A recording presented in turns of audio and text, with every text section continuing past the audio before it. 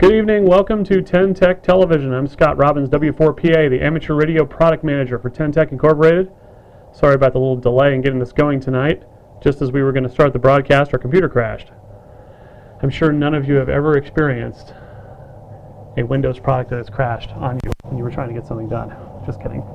Anyway, tonight we are talking about RF gain controls.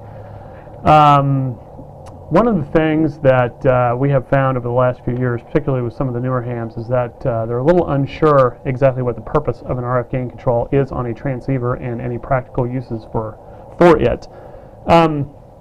Essentially, the RF gain control, a very simplistic explanation, is that it is a control on the transceiver that allows you, the operator, to control the gain, limit sensitivity of the receiver.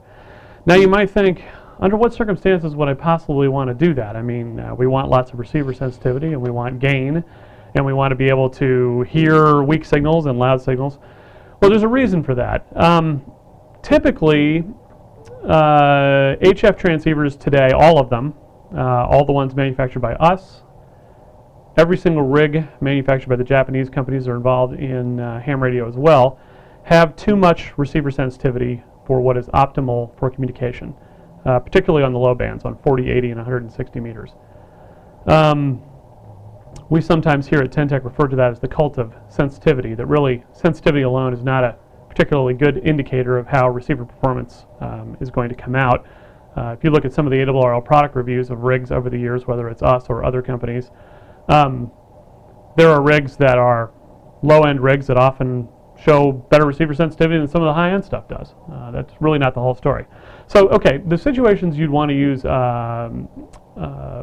limited receiver gain or sensitivity are when you have a receiver that's experiencing overload. That's one possibility. Another is to be able to enhance the signal-to-noise ratio of weak signals versus that of the noise that you are listening to. And another would be if you want to shut off the automatic gain control in the rig and manually control the gain yourself. So I've got this transceiver setting here. This is the Orion 2, and we're going to go over here to the other camera. Okay, now at the moment you can see over here, right here, my finger is, this is the RF gain setting on the transceiver at the moment. It's at 100, which is max. Let's see if we can find a signal to listen to here. What a noise.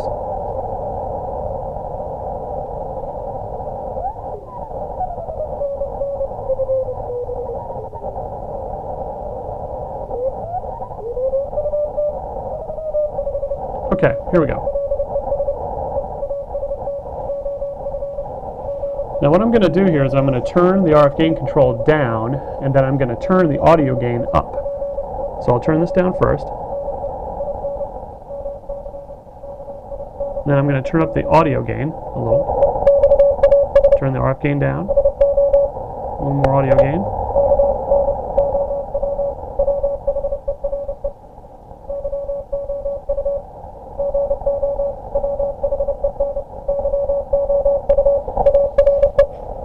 Now that signal is much more copyable by limiting the noise in the receiver versus the signal. Now what I'm going to do is I'm going to turn these controls back to where they were. Let's listen to it. That's wide open.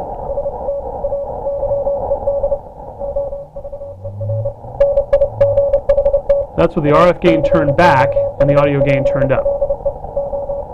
Same principle works on single sideband as well, of course. Okay, now we will take a look at turning the automatic gain control off and see what you can do with controlling the gain manually on the receiver as well. What I'm going to do is find maybe a louder signal to demonstrate how that works. Okay, I'm going to turn this off.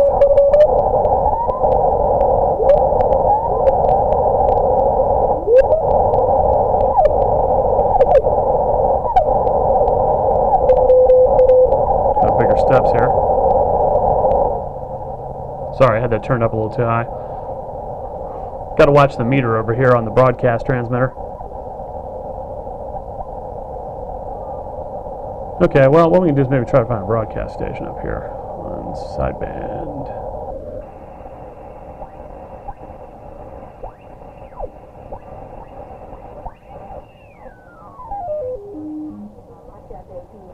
hace 37 años. En 1971, Okay, let's see if we can turn the we'll turn the RF gain down as we turn the AF gain up. entre los dos países, lo que sorprendió a todo el mundo y abrió la puerta al contacto entre los pueblos de los dos países. El consejero chino de Estado dijo a Negroponte. Okay, now you hear how basically you can hear this signal with a minimal amount of background noise involved. This you can't see the S meter, but this particular station has pretty good signal strength, about S9 or so. I'm going to turn the RF gain control back to maximum, and then I'm going to turn the audio gain back down. Para un mayor desarrollo de las relaciones. Negroponte señaló que Estados Unidos y China son países importantes en el mundo. A lot more noise in there than there is when you turn that RF gain back and then turn the audio gain up. Now, the last possibility is when you have a signal that is overloading the receiver, and that's probably not the kind of thing I can just sort of find on the air off the top of my head. Essentially, that kind of circumstance commonly will happen. We find that on places like 75-meter single sideband at night. This is going to come as a shock and a surprise, but people on 75-meter sideband tend to run huge amounts of power and are not spaced very high up and down the band. Of course, the recent FCC decision to get the phone band down to 3600 certainly helped that a little bit. But you get up into the top end of the band, 3900 or so, and it's not unusual on a typical night that you will have very loud signals every 5 kilohertz all the way up the band. And essentially what happens is you have receivers that are not quite up to the task of processing all of that, and you want to turn the gain back just a little bit. You can, instead of using the attenuator, just turn the RF gain, the receiver sensitivity down, and you can accomplish the same thing that we just showed with this broadcast station here, where you can essentially listen to the signal more cleanly with less noise in the background. Limiting receiver sensitivity also will probably increase its immunity a little bit to adjacent loud off-channel signals from having a negative overall effect on your receiver performance as well. Though that same thing, of course, could also be accomplished with the use of roofing filters somewhat. I hope this talk tonight has been instructive. Our series here on ten-tec TV is intended not only to promote our ten-tec products, but to tell you about different things about ham radio that you may not be aware of. If you have any questions about anything you've heard here tonight or any other ten-tec products, feel free to give us a call at 800-833-7373. I can also be reached by email at sales@tentec.com. Just put attention Scott on the line and I will get it. Thank you very much again for watching this presentation. We will do this again next Thursday at 5 o'clock Eastern Time, 2200 UTC.